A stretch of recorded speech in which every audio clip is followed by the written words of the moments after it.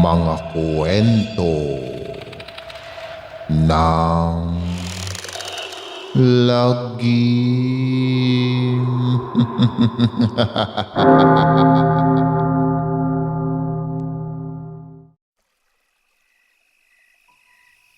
Kamusta na mga giliw naming tagapakinig?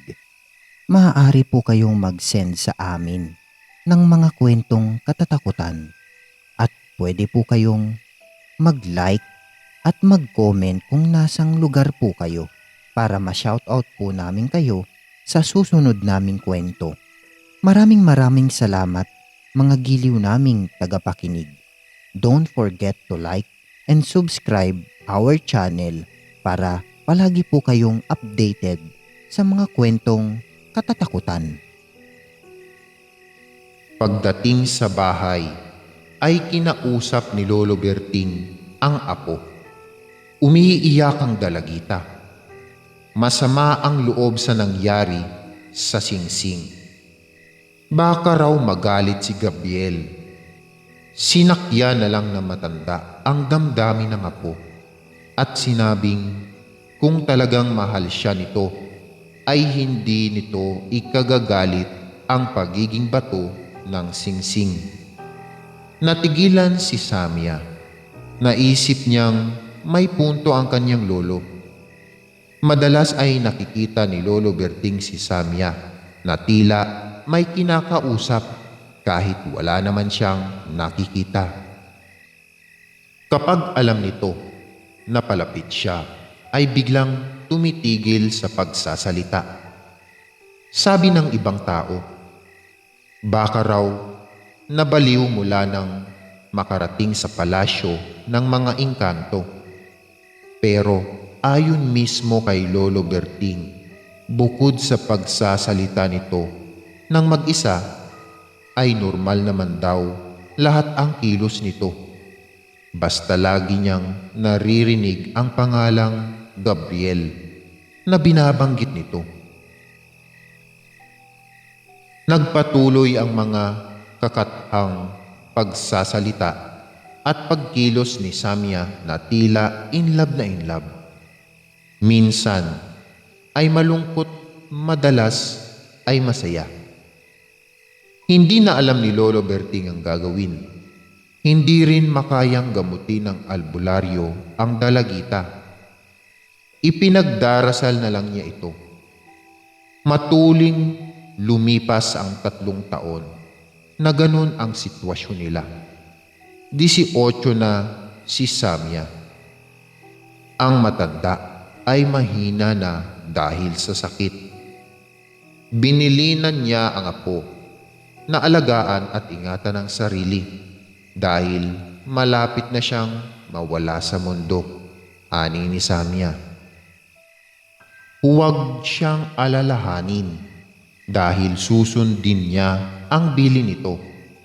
Niyakap niya ang kanyang Lolo Berting ng buong pagmamahal sa kabila ng pagkahumaling ni Samia sa engkantong hindi nakikita ng kanyang lolo, ay hindi naman niya kinalimutan na maging mabuting apo rito. Hanggang sa huli nitong hininga, dumating na ang araw na pinakahihintay ng engkantong si Gabriel. Noon ay hindi niya kinuha si Samia hanggat buhay pa ang lolo nito. Dahil batid niya na si Samia lang ang tanging kasama nito sa buhay at alam niyang mahal na mahal din ito ni Samia. Kahit siya ay engkanto, iginalang niya ang damdamin ng maglolo. Naghintay siya ng tamang panahon para makasama ang babaeng pinakamamahal niya mula pa man nung una niya itong makita sa kakahuyan. Si Samia naman, ngayong nasa kabilang buhay na ang kanyang Lolo Berting, ay buong puso na siyang sumama kay Gabriel ang kanyang pag-ibig. Ngunit ganoon na lang ang pagkabigla ni Samia. Nang pagbalik nila sa palasyo, ay ibang-iba na ito sa una niyang pagpunta roon. Ang lugar ay tila abandonado. Halos mga patay na halaman ang nakapalibot at makulimlim ang paligid na tila nagbabadyang bumuhos ang malakas na ulan. Ang higit niyang ikinagulat, pagtingin niya kay Gabriel ay iba na rin ang anyo nito. Naging isang tikbalang. Muntik nang mapasigaw si Samya, pero nakontrol niya ang sarili dahil nangibabaw sa kanya ang pagmamahal sa binatang engkanto. Tinanong niya kung anong nangyari. Bakit nagkaganito? Inamin ni Gabriel na iyon ang tunay niyang anyo. Ipinaliwanag din niya ang ibinigay niyang singsing kay Samya ang susi ng kanilang lagusan. Ipinagkatiwala niya ito sa dalaga upang muli itong makabalik sa kanilang palasyo sa takdang panahon. Proteksyon din iyon ng dalaga laban sa mga itim na engkanto. Nang dalhin sa albularyo ang singsing at maging bato, ay naging hudyat iyon para mapasok ng kaaway ang kanilang kaharian na halos ikaubos nila at ikamatay ng kanilang lugar.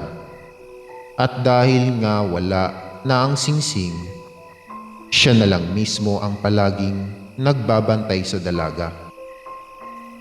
Kinakalaban niya ang mga itim na engkantong nagtatangkang lumapit dito dahil alam na ito ang kanyang kasintahan. Inilibot ng dalaga ang paningin sa mapanglaw na kaharian. Mula sa bulsa ay dinukot niya ang bato na dating singsing. Ipinakita niya iyon kay Gabriel. Nagulat si Gabriel.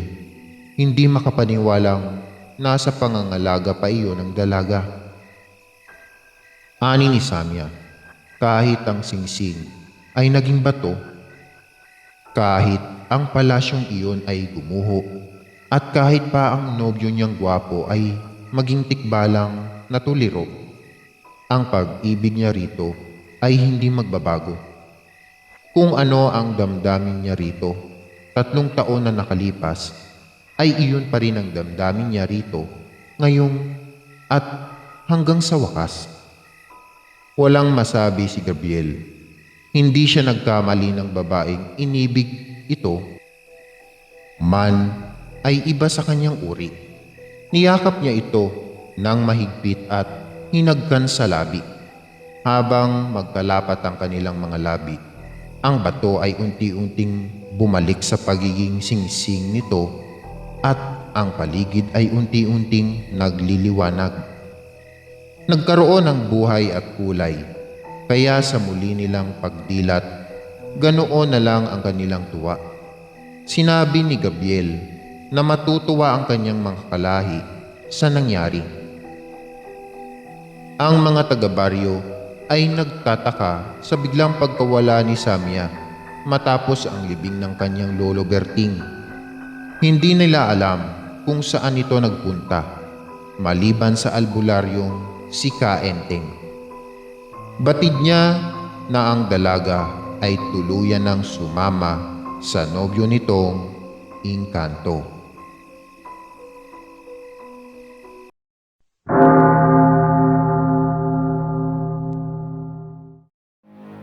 Maraming salamat mga giliw naming tagapakinig. Huwag po nating kalimutan mag-subscribe at mag-like ng ating channel para sa mga kwento ng lagi.